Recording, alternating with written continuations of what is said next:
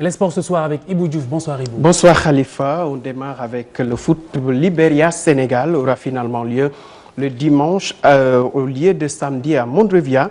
La décision émane de la FIFA qui avait créé donc quelques dysfonctionnements dans la préparation des Lions, mais avec un refus de s'entraîner. Tout est revenu à la normale avec un agenda très chargé. Pour les détails, nous irons à Accra voir avec notre reporter qui est sur place, Pape Abdoulaye Der. Nous y reviendrons au cours de ce journal. Football, toujours un nouveau partenariat entre le groupe Futur Média et l'AS Pikine. L'équipe de Pikine, 5e au classement, veut se repositionner et pour cela, il faudra faire avec d'autres moyens. C'est dans ce cadre même qu'un partenariat a été noué avec le groupe Futur Média. Suivons ce reportage de Cheikh Tidiane Dione, les images de Medoune Diouf. À 2 points du podium, le club de la ville de Pikine au milieu du tableau. Le staff se réjouit et dresse le bilan. Dans ces 3 tiers, on est à la fin du 2e tiers et on est 5e. Moi, je pense qu'il nous reste 10 journées. Là où on est, c'est bon. Je pense. Hein? Parce que, aussi, pour revenir sur le problème des recrutements, cette année-ci, on évolue avec un effectif de 30 jours. En réalité, 28. Les 30, les 2 autres, c'est des juniors qu'on a fait monter. Le club pikinois en quête de plus de visibilité compte collaborer avec le groupe Futur Média. L'AS Pikine, comme nous le ferons pour toutes les équipes qui ont un projet qui est conforme à l'éthique et à l'idéal que se fixe le groupe Futur Média. Et de ce point de vue, l'AS Pikine est en train de montrer une voie qui nous semble importante. Parce que ce que fait l'AS Pikine aujourd'hui va passer à la télévision. Nous allons filmer ces événements, nous allons les diffuser. Ça va être vu par la diaspora, par tous les annonceurs et décideurs qui verront en cette vitrine des espaces qu'il faudrait acheter. Et peut-être que nous irons vers un nouveau produit qui s'appelle spectacle, qui se jouerait dans des stades de conformes, et ainsi de suite. Mais sinon, il n'est pas possible de filmer. Le patron du club de la banlieue dakaroise rappelle ses vieilles doléances. Ça donne turbine là. Nous demandons à la municipalité de nous associer à la gestion du stade, mais également l'AS Pikine a pour ambition d'installer 2 boutiques, une à Pikine et la seconde à Mbao. Nous voulons également un complexe pour la formation de la petite catégorie. Accordez-nous aussi bi nga xamni mu nek stade Mbao bi mu nek 2 cantines yo xamni AS Pikine dañ koy am mën nañ jël gestion club stade bi ñu délo ko ñu jox ko AS Pikine. 3e édition de la soirée de gala de l'AS Pikine ce week-end dans un hôtel de la place et un concert au stade Alassane Djigo de Pikine. Cheikh Tidiane Dione, on reste avec l'AS Pikine qui trouve également un soutien de taille, un autre soutien, et cette fois c'est avec la municipalité de la ville qui a décidé de soutenir le salaire de 15 de ces joueurs, un pas de plus vers la consécration dans l'élite. Suivons ce reportage. La mairie qu'on a donc sollicité le maire par rapport à nos charges salariales et effectivement il est prêt donc à prendre en charge 15 jours de l'AS Pikine. Il nous a demandé donc de faire la demande officiellement, ça a été fait, mais il nous a dit qu'à partir de la saison prochaine, il va prendre en charge 15 jours au point de vue salaire. On retourne à Accra retrouver notre envoyé spécial Pape Abdoulaye Der pour avoir ce qui se passe actuellement au sein de la tanière. Bonsoir Pape Abdoulaye Der.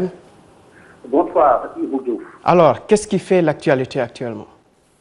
C'est un retour à la normale dans la tanière. Les Lions du Sénégal ont repris le chemin des entraînements avec une séance très physique, avec une opposition 11 contre 11 très engagée. Chermeng touché à la cheville a été ménagé et en ce qui concerne l'incident d'hier, les joueurs n'ont pas voulu se prononcer dessus. Tous les joueurs interpellés ont esquivé la question, sauf le capitaine Momo Diamé, sans toutefois aller au fond des choses. Dans ses propos, on devine des frustrations, des problèmes non résolus, des conditions qui pourraient être meilleures vu les moyens dégagés pour cette campagne. Je cite toujours le capitaine des Lions. Alors, Momo Diamé qui explique également qu'il n'a jamais été question de boycott. C'est le courrier de la FIFA qui les a trouvés sur le terrain juste avant le début de la séance. La polémique sur l'opportunité du décalage donc a finalement bouffé le temps de la séance. C'est toujours lui qui parle ainsi. Hein. Et toujours est-il que tous déclarent être prêts pour affronter le Libéria dimanche. Et justement, l'équipe du Libéria qui est de retour ce soir à Monrovia en provenance de Kampala où le Lone Star a été battu, rappelons-le, par l'Ouganda 1-0 samedi dernier. Ce retour tardif, Ibou Diouf, explique peut-être l'insistance des Libériens pour que la FIFA rectifie son erreur et pour jouer donc dimanche et bénéficier d'un jour supplémentaire de repos après un si long voyage. Cela peut avoir son importance.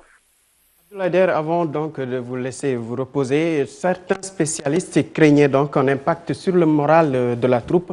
Est-ce que c'est le cas actuellement? Apparemment non, mais il n'est jamais bien Ibou Diouf de préparer un match aussi important dans ces conditions avec de la polémique tout autour. Et ce que j'ai envie d'ajouter, c'est que ces Lions se mettent eux-mêmes la pression en boycottant ou boudant ou en faisant la grève. Comme on dit, on laisse aux gens la responsabilité de coller un qualificatif à ce qui s'est passé. Mais moi, je pense qu'ils se mettent la pression inutilement parce qu'ils ont véritablement obligation de résultat et comme le précise Momo Diamé, ils ont envie de se qualifier. Le peuple sénégalais a envie de les voir à la Coupe du Monde après cette première qualification. Et on tarde à concrétiser la deuxième. Alors je dis qu'ils se sont mis inutilement la pression. Merci Pape Abdoulaye Der. On vous retrouve dans quelques instants dans Parlons Foot avec Mame Fatou Ndoye. Merci. Meeting international de Dakar à présent. On note l'absence des ténors de l'athlétisme sénégalais. Diska Babadji, Ami Sen, Fatoumata Souma, Ami Mbaketia n'ont pas répondu à l'appel. Kassé Anne, lui, était bien présent. Il est d'ailleurs même le vainqueur des 400 mètres et en 49 secondes 02. L'ancien champion du monde Phil Collins remporte les 100 mètres hommes en 10 secondes 06.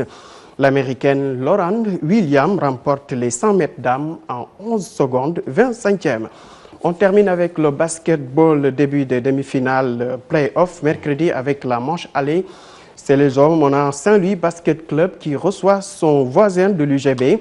Et chez les dames, chez les hommes, on a un autre duel saint-louisien. Cette fois, c'est toujours entre l'UGB et le Saint-Louis Basket Club. Ici à Dakar, on aura la confrontation de le Dakar University Club et l'US Gorée Khalifa. Ibou Diouf, merci beaucoup. Merci également à vous de nous avoir suivis. Encore toutes nos excuses pour le bug qui a quelque peu perturbé la diffusion magnéto de cette édition du journal. Bonne soirée sur TFM. Au revoir.